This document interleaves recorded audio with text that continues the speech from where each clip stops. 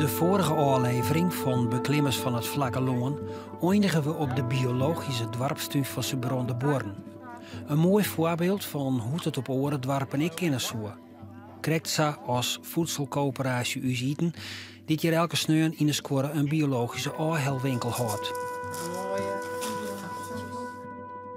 Een onnibbelijk verhaal wie je altijd dat wenje op het platteland zonder wie als wenje in de stad. Boeten wie meer ruimte, meer frisse lucht, goed en genoeg eten en toch een statiger tempo wie er volle minder stress. De vraag is of dat altijd wie je west het. Weet je het uit je hoofd? Kom maar gewoon zitten hoor. Om je hem gelijk maar uit de dream te helpen, uit onderzoek docht blikken dat de plattelander van nou je spruit beter aan is als het gaat om zoenes. Juist net, want moderne kwalen als oergewicht, hege bloeddruk, suikerziekte en andere chronische kwalen komen gemiddeld vaker op het platteland voor als in de stad. De vraag is dan, wat is er misgegaan? Wat konsten hebben we lezen litten in de oorsdwamatten? En misschien wichtiger nog, hoe kunnen we dat weer omdraaien als het vroeger wel gezonder wie? Wat zou er verhoren moeten, wolven ik op het platteland op een zoene manier oud worden kunnen?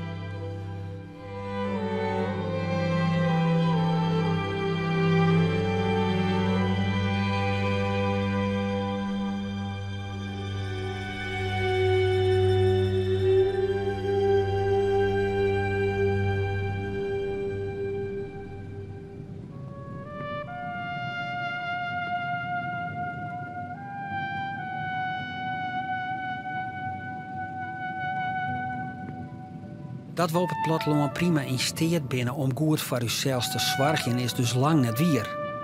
Neem eens eten. Nevens de wetten van de vrije merk binnen wij als regio met minder wolveert en minder inwoners het meest vetbaar voor de verlokkingen van goedkoop en minder goed eten. En als die vrije merk net het beste moois voor het en wij zelfs net terug besteed binnen om die verlokkingen te weerstaan, dan blijft er maar één partij oer die er wat aan dwang kan. De oerhiet. Dat is allereerst de stellige mening van Herman Lelyveld. Hij is politicoloog en heeft hem verdiepen in de rol van de oerhiet omgaande uzieten. Lelyveld komt na jaren onderzoek tot een heldere conclusie. De oerhiet zou haar volle sterker bemoeien moeten met ons leefstijl.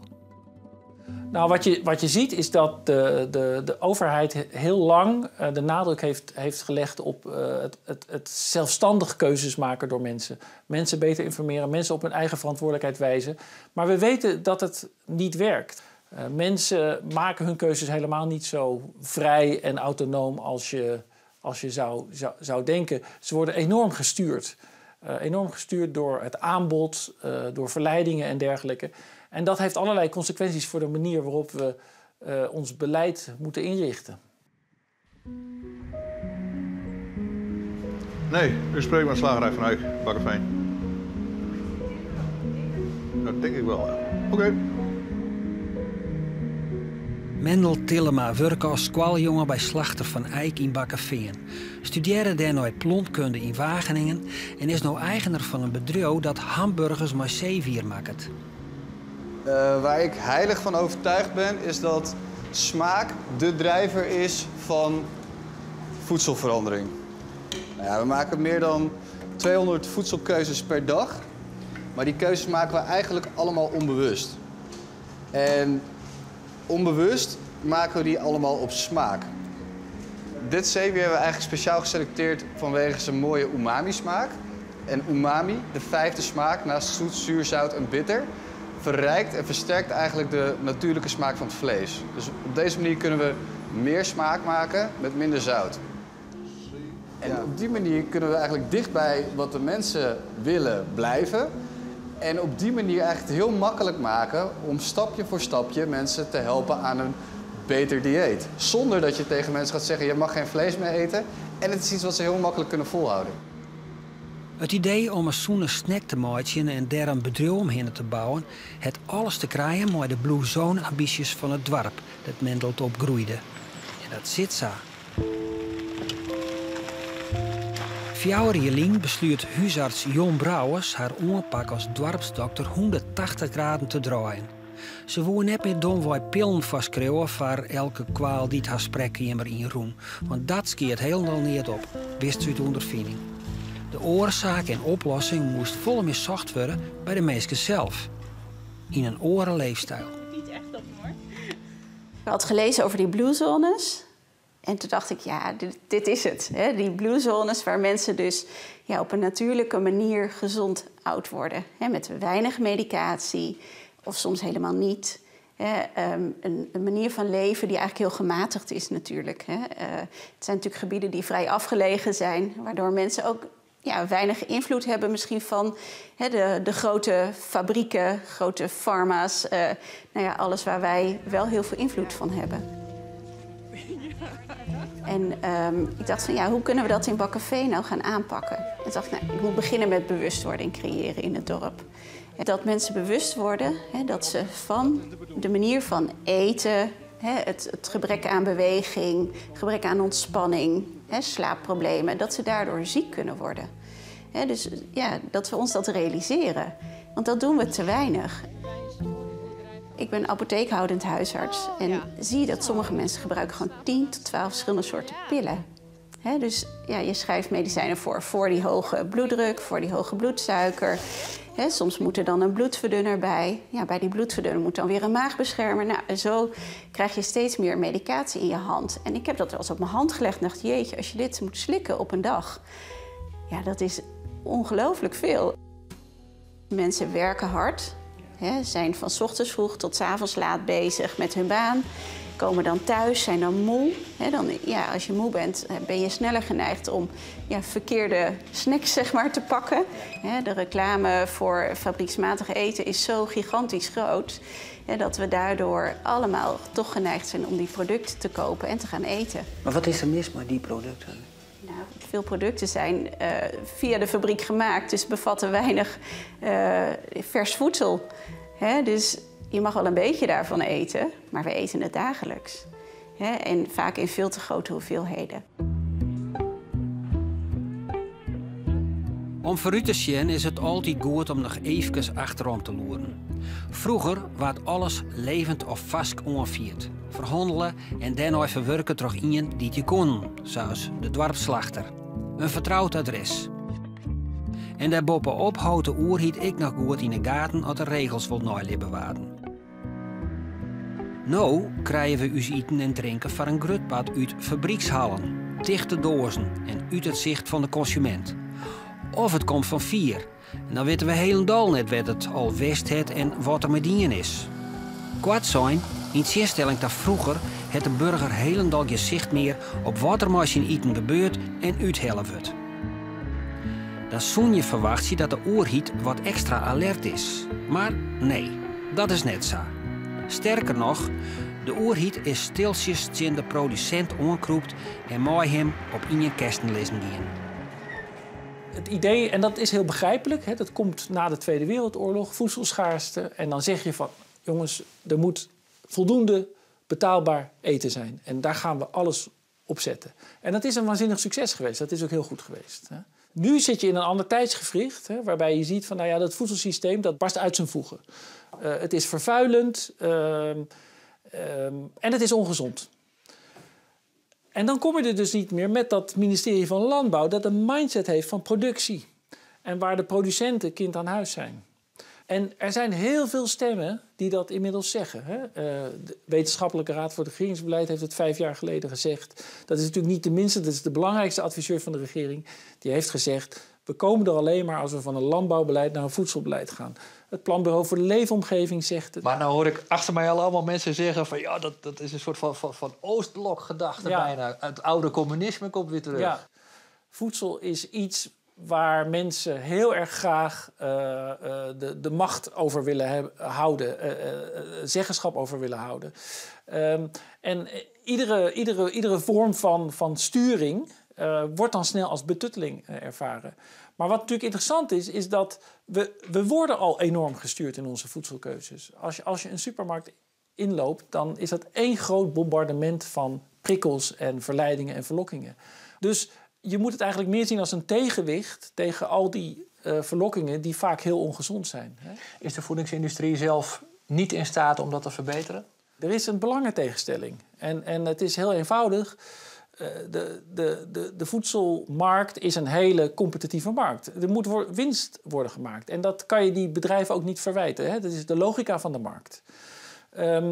Ze gaan tot het gaatje om zo goedkoop mogelijk te produceren en om zoveel mogelijk producten te verkopen. Dat is duidelijk. Ze zullen ook tot het gaatje gaan in ervoor zorgen dat de regels waar ze zich aan moeten houden, dat die zo gunstig mogelijk voor hen zijn. Nou, en dan is er een enorme onevenwichtigheid tussen die macht en die belangen van die voedselindustrie en zeg maar wat we dan noemen de diffuse belangen van gezondheid, burgers, et cetera. Zo eenvoudig is het. Het is geen complot, het is een belangentegenstelling. De eerste keer wie zet er dan net bij. Nou ja. Willen we eerst even bij de geiten kijken?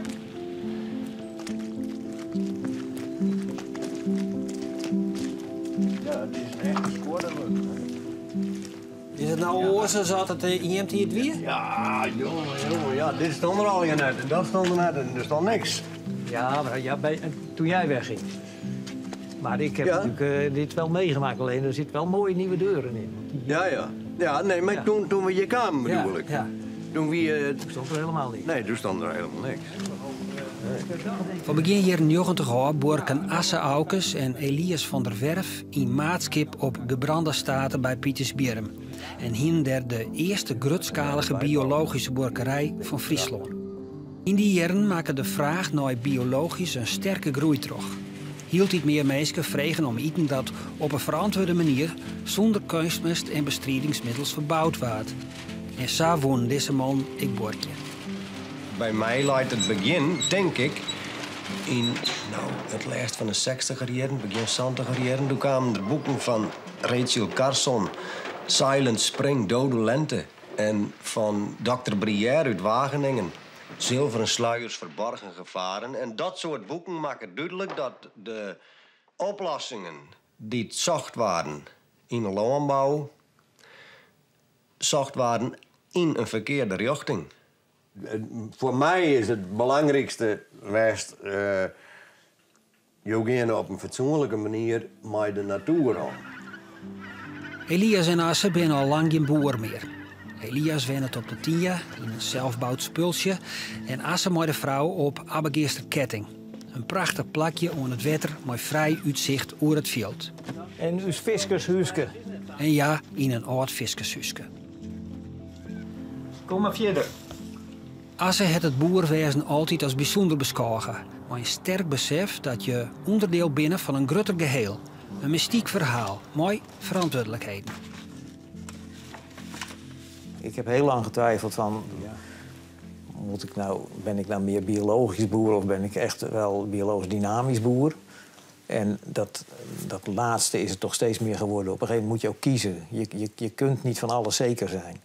En op een gegeven moment had ik het idee van... die weg, die vind ik gewoon het meest boeiend. Om naast puur zeg maar, de materialistische kijk op de wereld... ook een zoektocht te gaan in...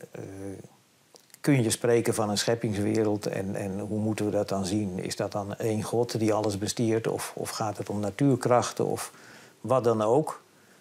Maar daar mijn weg in zoeken en op zoek naar de diepere oorzaken van het leven, om het zo maar te zeggen... dat is voor mij wel fascinerend geweest en tot op de dag van vandaag. Dit is nou in de buurt van Dokkum. Wat voor kranten dat is, weet ik niet. Daar hier we... Dit is oud in de trekker en aan het rappel zetten. Wij hebben een tjoging van en Asse ik heel duidelijk. En die tjoging is? Ja, dat is hier heb ik het. Dingen waarvan je denkt dat het goed is om het te doen. Nou, u. Dank u. Hallo Elias. Hoi.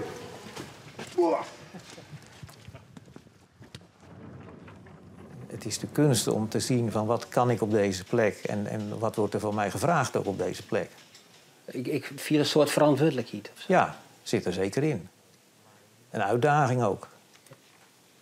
Ook een uitdaging om je bedrijf rijker qua bodemleven en zo... of op zijn minst even rijk als dat je het krijgt door te kunnen geven.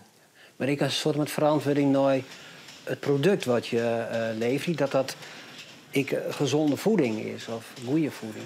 Ja. Of is of zit dat in dat systeem? Nou ja, dat zit er natuurlijk zeker ook in. En dat gezond, dat zie ik dan niet alleen voor onszelf. Dat is niet het enige waar het mij om gaat. Maar ook gezond juist voor het bodemleven, de natuur waar je mee te maken hebt. Dus dat je daar niet zeg maar je bedrijf toch uiteindelijk uitboert en armer achterlaat dan dat je ermee gestart bent.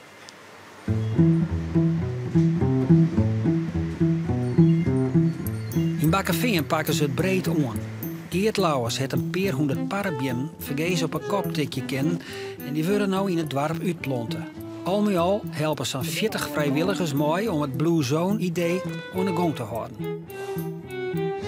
Denk er even om dat we plantjes in de grond zetten, zodat die wat ik staan. Ja? Dus we hebben sportverenigingen toegesproken, alle buurtverenigingen, de zakenkring. Nou, alle groeperingen die er zijn eigenlijk. En daarmee zijn we in gesprek gegaan. Weet je, het uitrollen hiervan is voor alle facetten van het leven uiteindelijk van belang. Mensen zijn minder vaak ziek, voelen zich fitter, gezonder. Dus productiviteit gaat omhoog. We doen misschien meer met elkaar, waardoor er minder eenzaamheid in zo'n dorp is. Mensen meer betrokken zijn. Dus ik denk, je kan alles omhoog tillen hiermee uiteindelijk. En wat we dus zagen in die lezingen, dat er mensen naar voren kwamen met hun ideeën. Nou, en dan zei ik met de microfoon, nou, goed dat jij dat idee hebt, maar zou je het dan leuk vinden om dat ook te gaan uitvoeren in het dorp? Ja. En nodig is 2, 3 mensen naast je uit om dat met jou uit te werken. En zo zijn we aan 40 vrijwilligers gekomen die ons inmiddels ondersteunen hierin. Beetje zwier. Beetje zwier? Ja, dat ik roze heb. Nou, mag ik even scherpen dan? Wat vind je doen? Als je op boeten bent, krijgt een ommetje waar, dan krijgt even de kuier in het bos. Maar krijgt even in de tuin om pielen. Ja. Best ik lekker bezig. Ja. In een mooie omgeving, best het net zin hasten. Ja, dat viel zich volle beter. Ja. Ja, ik heb er even een briefje op. Er kwam ik een filmhuis, die nou even film uitlijnen worden is vanwege corona. Maar zodra het kind wel losgaat. Mensen die oost maar je stok net door uit te krijgen binnen naar een theater of bioscoop of wat dan maar, die zoals nou komen. Net uit hunzelf. We zorgen wel dat ze vaak meegenomen worden terug een oor. En dat kan de vrouw wezen of een vriendin of een vriend of zoiets. En dan merkt ze aan het eind van de joen dat ze een prachtige joen aan heeft. Nogal wat mensen begonnen op haar eten te letten. Drinken en racen mellers bij Gleeks binnen kilo's afval en vielen haar een stik zoener en fitter. Als koken, jongens, dan ging je eten en dan ging je zitten en dan kijk je wel wachten in. En dan ben je jullie nog meer natuurlijk. En je eet oors en je gaat erin en zo. En daar krijg je ook helemaal je les mee van. Je viel je gewoon fitter. De tussendoortjes maar en snacken, dat kan wel een keer. Wij nemen snackjes, ik wil een snackje. Maar dat kan net elke jongen op een bank zitten en een hulk chipvoeder liggen. Dat gaat er net bij.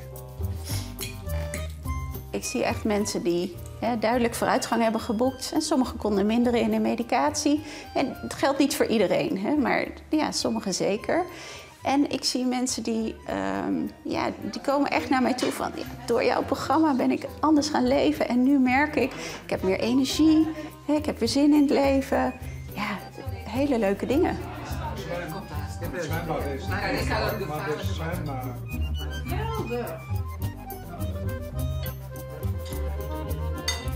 Want ja, als je de 65 gepasseerd bent en je nou richting de 70, dan moet je wel een beetje oppassen.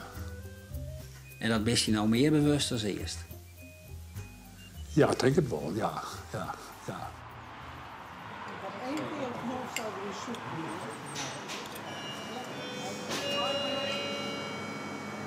Ja, proeft ook zo. Vet is wel lekkerder, hè?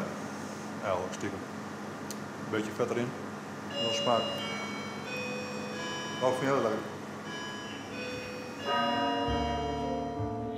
In Bakkeveen binnen ze nu alweer 4 jaar actief met de Blue Zone gedachte. Zelf aan de gang, want van de oerhiet is net volle te verwachten.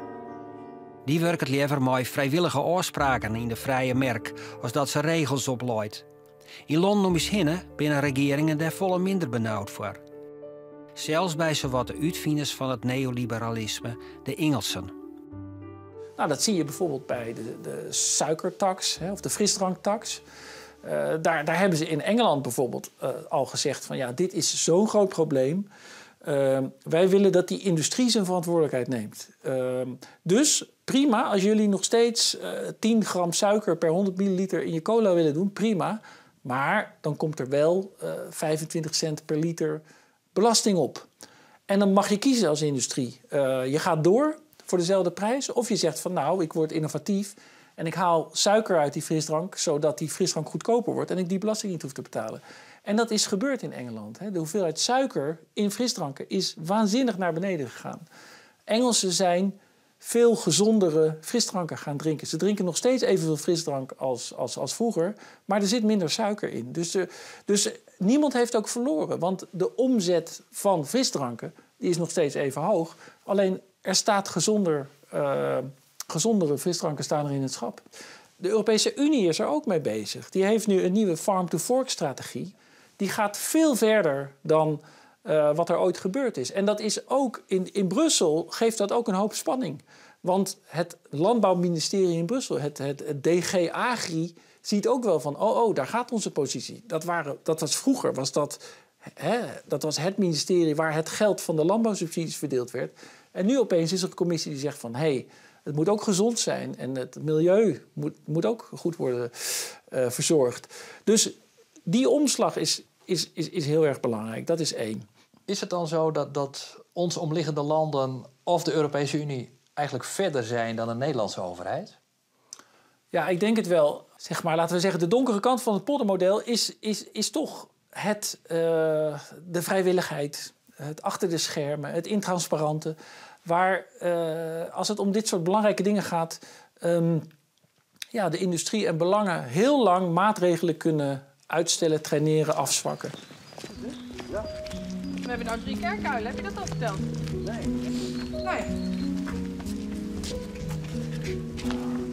Goudtoeren heet het dan, hè? Dan zie je een lamp. Serieuze woord. En van de lamp die planken dan op de andere eind zit. Ja. Heel veel. Ik zie gezondheid ook iets als een gewas gezond groeit. Dat je dan ander voedsel hebt dan wanneer dat heel eenzijdig opgroeit. Dit is een boekje vol met cijfers. En voor een leek is er eigenlijk net zo vol aan. Maar voor de boeren is het heel aardig, want er staat in wat het nou kost en hoe groot de opbrengsten binnen in de gangbare landbouw. Nou, en als we dan hier eens juggen bij de spruiten, nou, de saldo-berekening spruitkool. Wat moet er al hier gebeuren? Wat kost het? Maar wat er dan nog in stiert, wat normaal is dat broekt wordt, ik lees het even voor het onkruid desmetrin, 110 goenen, metazagloor, 96 goenen per hectare is dat.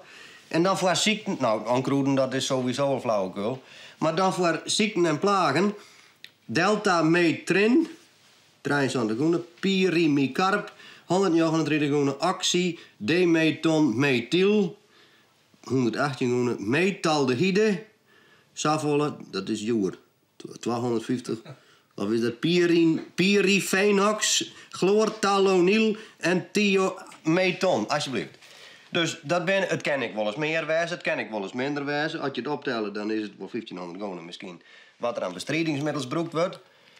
En ja, dat mag toch naar beneden.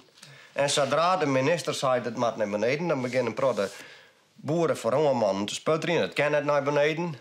Nou ja, dan zei de staatssecretaris weer, nou dan maaien we het nog een hierbroek of nog 2 hierbroeken, maar dan moet het. Maar ja, dit is 30 hier, 35 hier, na de dode lente van Rachel Carson. Heel normaal.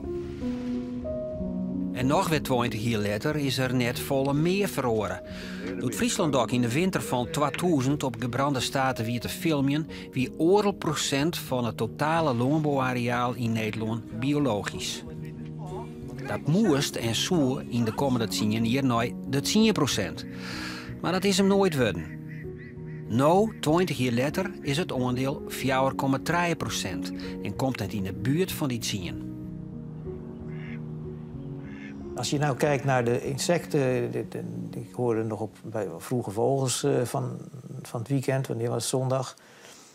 Daar hadden ze het over 80% minder insecten. En dat nu al zo schijnt te zijn. Dat merk je nauwelijks op de een of andere manier, maar als je gaat analyseren, dan kom je daar dus achter. Ja. Dus je kan zeggen, nou, dat is niet zo erg.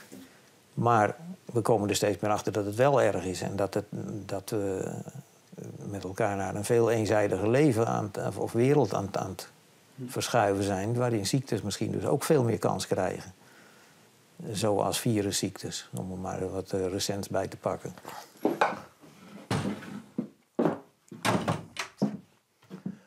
Wij hebben oors nadien als 13 mei ging, 13 mei ging, 13 mei ging. CDA is de boerenpartij bij uitstek natuurlijk, VVD ik. Die hebben het voor het 6 in grote opzichten. Maar alleen nog dan kan je zeggen dat het de politiek niet. Maar wij, mensen, mijn waren, hebben al die partijen gestemd. Dus het leidt ik net alleen nog op het boodje van de politiek is schuldig of zo. Dat vind ik nooit sprake van niks. Nee.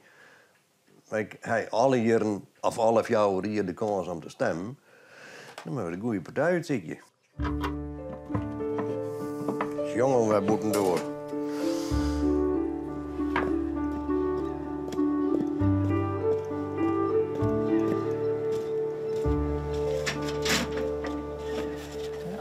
Als wij dit belangrijk vinden, dan moeten wij ook eens kijken, waar staan al die verschillende politieke partijen voor als het gaat over het voedselbeleid, over gezond eten, over wat we moeten doen om onze samenleving gezonder en gelukkiger te maken. Vergeet ook bijvoorbeeld niet, natuurlijk heel actueel, de hele COVID-crisis en de relatie ook tussen de ernst van een COVID-infectie en overgewicht. Die is best wel sterk. Hè? Dus het is bijna letterlijk van levensbelang dat we met z'n allen gezonder gaan leven en gezonder gaan eten. Er komt nu ook wel een campagne, heb ik begrepen, een leefstijlcampagne vanuit de overheid. Zeker gezien corona, omdat toch de mensen die op de IC's belanden, een groot deel mensen zijn met die chronische aandoeningen. Ja, dus er is behoorlijk gelobbyd om de overheid nu zover te krijgen. Maar het is nog niet genoeg, er moet veel meer gebeuren. Dat was de meest magere. Ja, dit is eigenlijk het topje van de ijsberg waar we nu mee bezig zijn.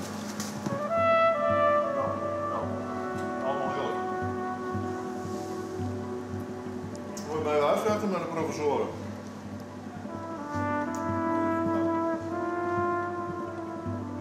Ja, hard werken. Ik mag niet met volle mond praten natuurlijk.